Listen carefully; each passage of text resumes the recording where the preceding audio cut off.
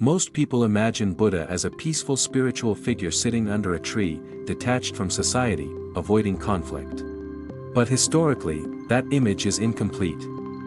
Buddha was calm, yes, but his ideas directly challenged the most powerful religious, social, and philosophical systems in ancient India.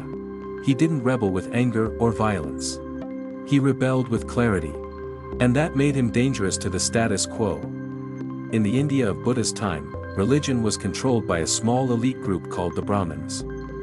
They claimed exclusive authority over sacred knowledge, rituals, and the path to liberation. If you wanted salvation, peace, or a good rebirth, you needed them. You needed their chants, their sacrifices, their approval. Spiritual progress was outsourced. Buddha saw this as the root of suffering, not the solution. He rejected the idea that truth belongs to a priestly class. He rejected the belief that wisdom is inherited by birth. For Buddha, truth was observable, testable, and accessible to anyone willing to look directly at their own experience. This was radical. In a society built on hierarchy, he said insight does not depend on your caste, family, or social rank. It depends on how clearly you see. The caste system was not just social organization. It was a psychological prison. People were told from birth who they were, what they deserved, and how far they could go. Buddha quietly dismantled this entire structure. He taught that a person is not noble because of blood, but because of behavior. Not because of lineage, but because of understanding. In doing so, he stripped moral authority away from birth-based identity. This wasn't abstract philosophy. Buddha accepted followers from every caste, including those considered untouchable.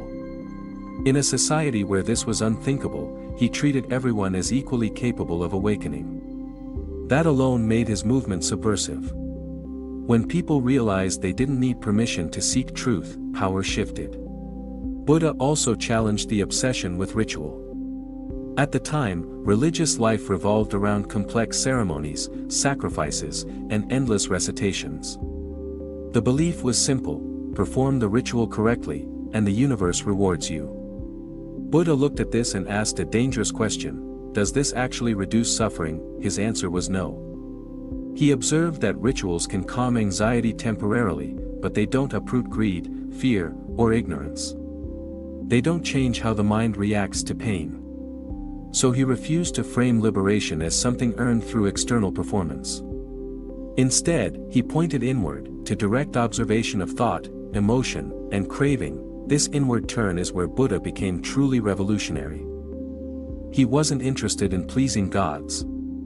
He was interested in understanding the mechanics of suffering. He treated the human mind almost like a laboratory. Observe carefully, see what causes pain, see what releases it. No mythology required. One of his most controversial positions was his rejection of a permanent self. Indian philosophy at the time assumed that inside every person was an eternal essence, a soul, an unchanging I that moves from life to life. Buddha didn't affirm this. He didn't deny experience, personality, or continuity, but he denied the existence of a fixed core. This idea was unsettling then, and it still is now. If there is no permanent self, what are we protecting so desperately? Buddha saw that much of human suffering comes from defending an identity that is constantly changing. We cling to labels, roles, opinions, and narratives, and then feel threatened when reality shifts. By questioning the self, Buddha wasn't trying to erase individuality. He was trying to loosen attachment. When you stop treating the self as something solid and permanent, fear weakens. Anxiety loses its grip. Anger has less fuel. This was not metaphysics for him. It was psychology. He was also against extremes. Before his awakening, Buddha practiced severe asceticism. He starved himself, pushed his body to the edge, believing suffering itself would bring clarity. It didn't. It only weakened the mind.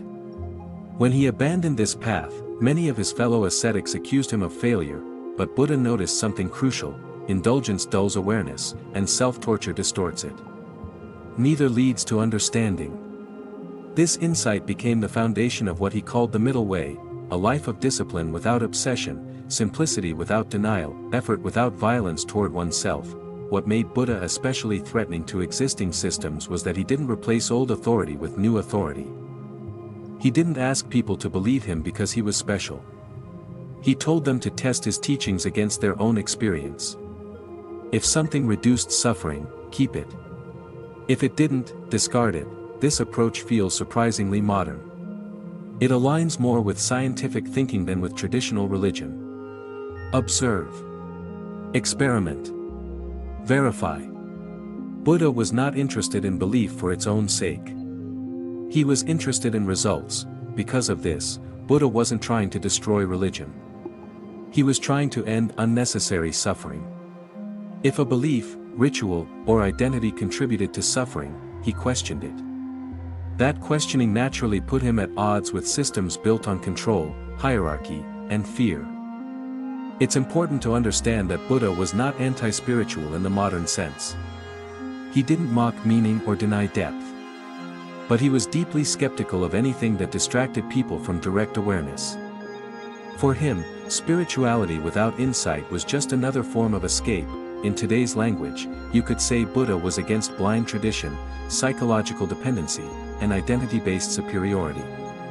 He was against outsourcing responsibility for your own mind. He was against the idea that peace comes from external validation. This is why his teachings still resonate in the West. They don't require you to convert. They don't demand worship. They ask you to look honestly at how your mind works.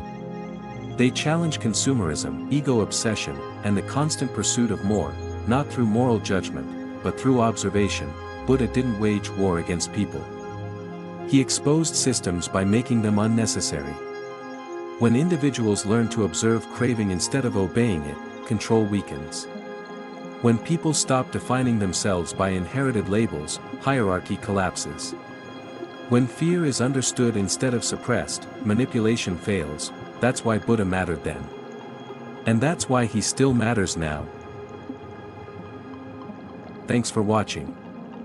Our channel is new and needs your support. In our channel you can find many videos on the history and philosophical teachings of Buddhism.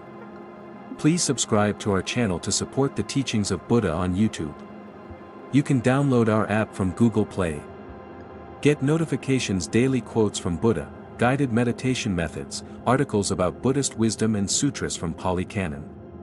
Discover inner peace, cultivate mindfulness, and unlock the infinite wisdom of the Buddha with this app. Download link below.